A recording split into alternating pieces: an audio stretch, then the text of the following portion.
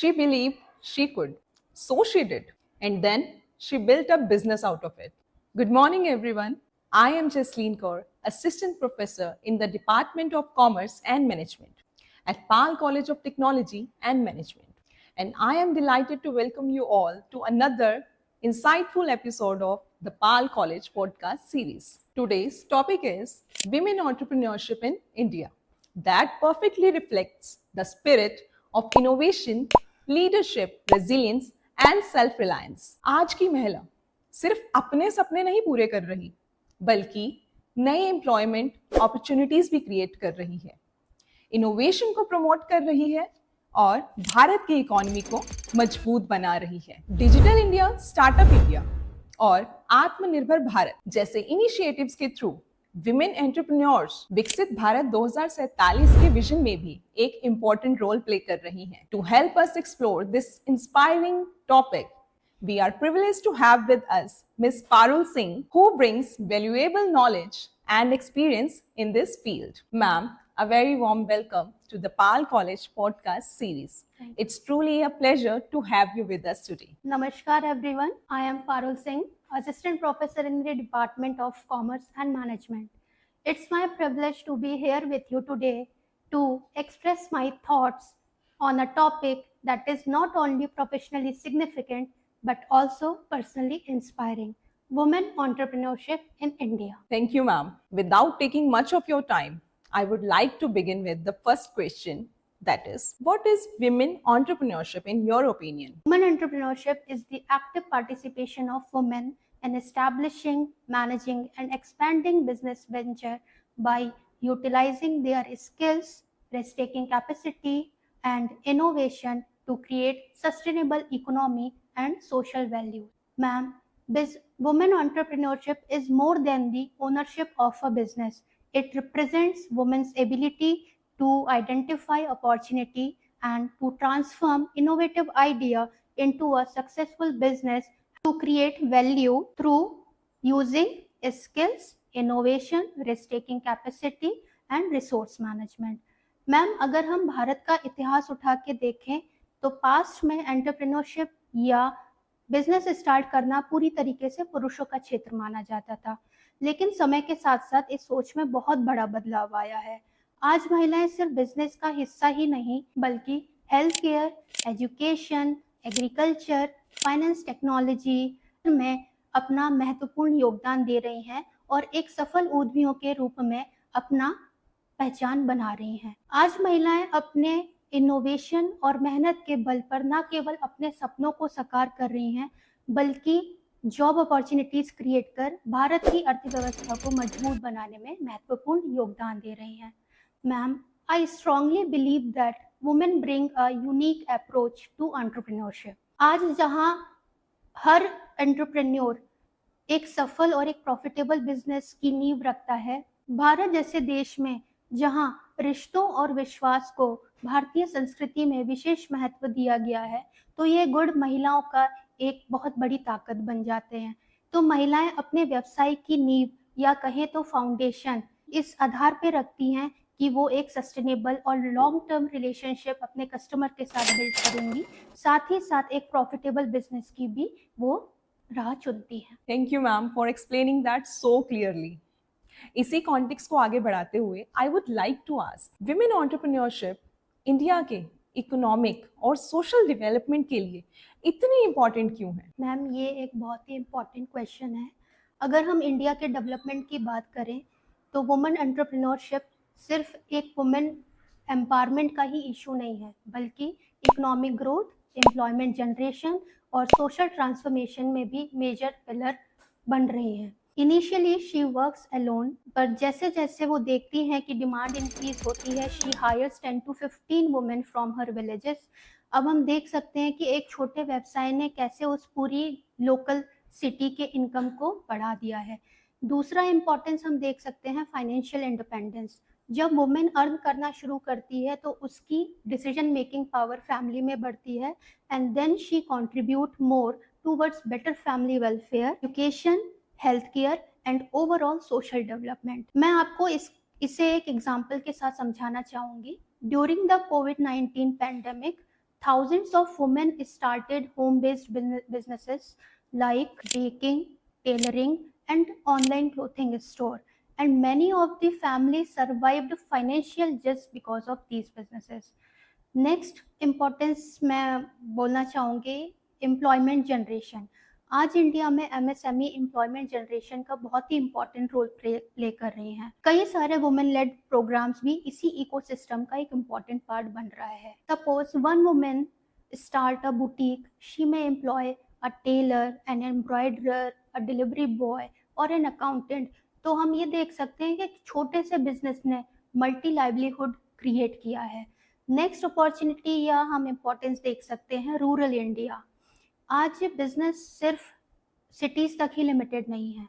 आज self help groups और startup India के थ्रू वुमेन घर बैठे भी अपना बिजनेस शुरू कर सकते हैं। True, ma'am. This is really important point. So moving ahead, could you please share the current scenario of women entrepreneurship in India? Ma'am, अगर हम आज के इंडिया की बात करें तो वुमेन एंटरप्रेन्योरशिप का लैंडस्केप एक पॉजिटिव डायरेक्शन में मूव कर रहा है और वुमेन एंटरप्रेन्योरशिप बहुत तेजी से ग्रो कर रहा है। पहले के कंपैरिजन में आज महिलाएं ज़्यादा बढ़ के हिस्सा ले रही हैं, नए नए स्टार्टअप्स लॉन्च कर रही हैं, नए बिजनेस लगा रही हैं, चाहे वो स्मॉल होम बेस्ड बिजनेस हो या technology based startups. Government initiatives like startup India, stand up India, PM Mudra Yojana and many women led programmes ने वुमेन को फाइनेंस ट्रेनिंग प्रोवाइड करने में महत्वपूर्ण योगदान। ओवरऑल इंडिया में देखा जाए तो वुमेन एंटरप्रेन्योरशिप एक ग्रोइंग सक्सेस स्टोरी है। ओवरऑल इंडिया में वुमेन एंटरप्रेन्योरशिप एक सक्सेसफुल ग्रोइंग स्टोरी है। आज मैं हर्ष के साथ ये बात कह सकती हूँ कि इंडिया जॉब सीकर के साथ साथ जॉब क्रिएटिव्स की तरफ बढ़ रहा है और इसमें वुमेन ने बढ़ चढ़कर हिस्सा लिया है और उसके ट्रांसफॉर्मेशन में अपना महत्वपूर्ण योगदान दिया है। मैम, मैं इसे आपको कुछ रियल लाइफ एग्जाम्पल के साथ समझाना चाहूँगी।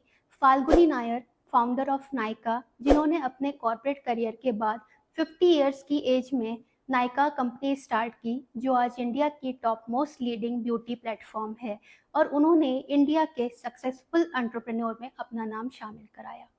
नेक्स्ट मैं नाम लेना चाहूँगी किरण मजूमदार का, जो बायोकॉन की फाउंडर हैं। जब एक टाइम था जब बायोटेक्नोलॉजी सेक्टर इंडिया में पूरी तरीके से, या हम कह सकते हैं ऑलमोस्ट अननोन था, तब उन्होंने हेल्थ केयर इनोवेशन के माध्यम से अपने नाम को रिकॉग्नाइज करवाया।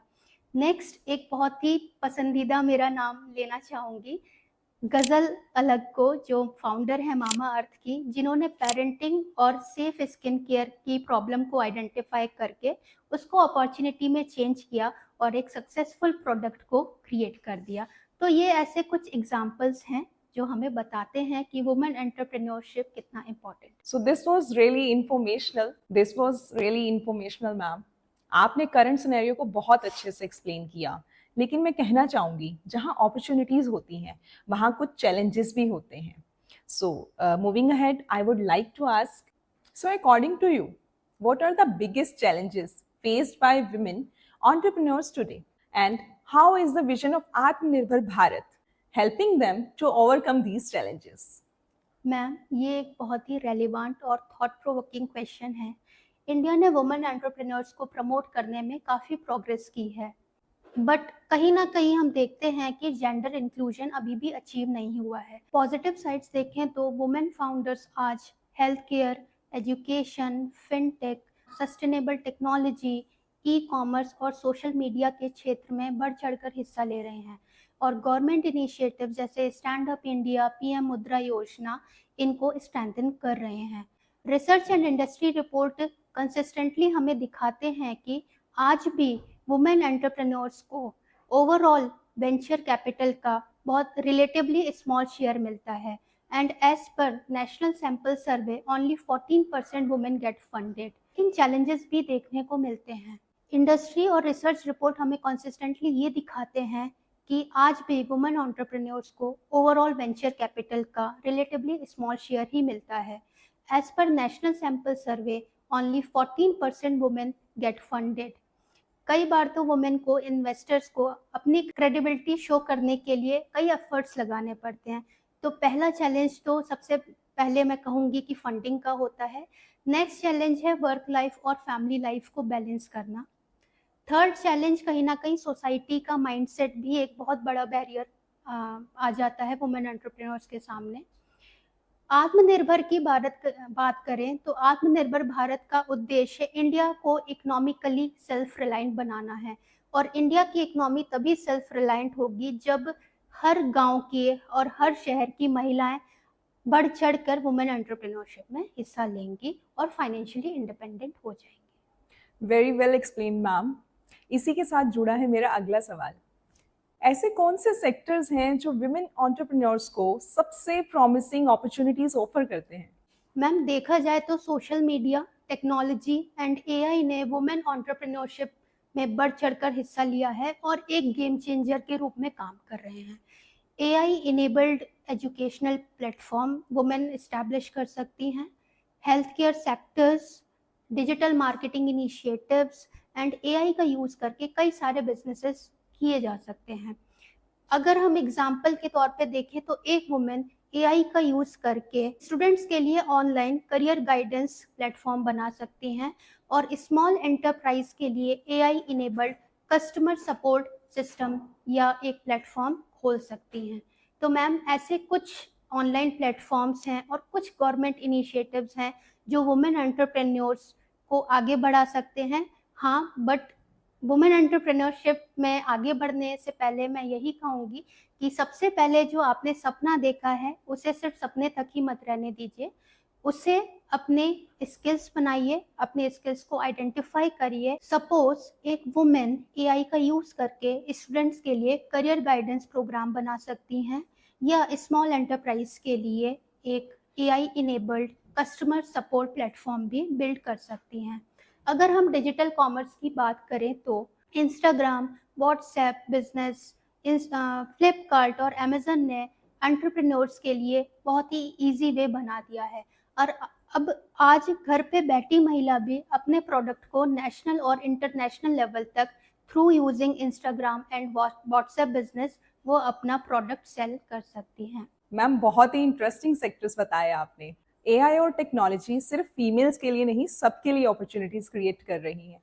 एंड मुझे लगता है कि ये इंफॉर्मेशन हमारे स्टूडेंट्स के लिए बहुत यूजफुल रहने वाली है। और आज के डिस्कशन का हमारा आखिरी सवाल, do you think women entrepreneurship विकसित भारत 2047 के विजन को अचीव करने के लिए एक की ड्राइवर बन सकती है? बिल्कुल मैम, वुमेन एंटरप्रेन्योरशिप सिर्फ एक सोशल इनिशिएटिव नहीं है, बल्कि ये इंडिया के इकोनॉमिक ट्रांसफॉर्मेशन का पावरफुल इंजन भी बन सकती हैं। यदि हम इंडिया को 2047 तक डेवलप्ड नेशन बनाना चाहते हैं तो हाफ ऑफ द पॉपुलेशन को इंडिया के इकोनॉमिक ग्रोथ का एक्टिव पार्टनर बनना होगा और वुमेन इसमें इम्पॉर्टेंट रोल प्ले कर रही हैं। सबसे पहला कंट्रीब्यूशन हो सकता है इकोनॉमिक ग्रोथ। वुमेन ज़्यादा बिजनेस स्टार्ट करती हैं तो नए products, industries and services developed होते हैं। इससे किसी भी कंट्री के जीडीपी ग्रोथ, इनोवेशन और टैक्स रेवेन्यू दोनों बढ़ते हैं। नेक्स्ट कंट्रीब्यूशन की बात करें तो एम्प्लॉयमेंट जनरेशन। जब वुमेन अपने लिए कोई बिजनेस स्टार्ट करती है तो वो सिर्फ अपनी इनकम को ही अर्न नहीं करती है, बल्कि बहुत सारे लोगों के लिए जॉब अपॉर्चुनिटी क्रिएट करती है। इसमें स्टार्टअप इंडिया और एमएसएमई ने बहुत ही इम्पोर्टेंट रोल प्ले किया है, जिससे हम भारतीय महिलाओं और युवाओं के लिए स्टार्टअप क्रिएट कर सकते हैं। I would say this is really an inspiring vision. इसीलिए मेरा मानना है विकसित भारत 2047 के विजन को तभी फुलफिल किया जा सकता है जब वुमेन सिर्फ वर्कफोर्स का हिस्सा ही नहीं बल्कि एक सक्सेसफुल एंटरप्रेन्योर, क्रिएटर और डिसीजन मेकर के रूप में अपने आप को रिप्रेजेंट करेंगी। मैं अपने माध्यम से आप सबको ये बताना चाहूँगी कि वुमेन एंटरप्रेन्योरशिप एक ऑप्शनल एजेंडा नहीं है, बल्कि इंडिया के फ्यूचर डेवलपमेंट की नींव है। Thank you so much, ma'am, for sharing your valuable insights with us today. हमें पूरी उम्मीद है कि हमारे व्यूअर्स, स्पेशली हमारे स्टूडेंट्स, इस डिस्कशन से इंस्पायर होंगे और कॉन्फिडेंस के साथ अपने आइडियाज को एक्सप्लोर करेंगे।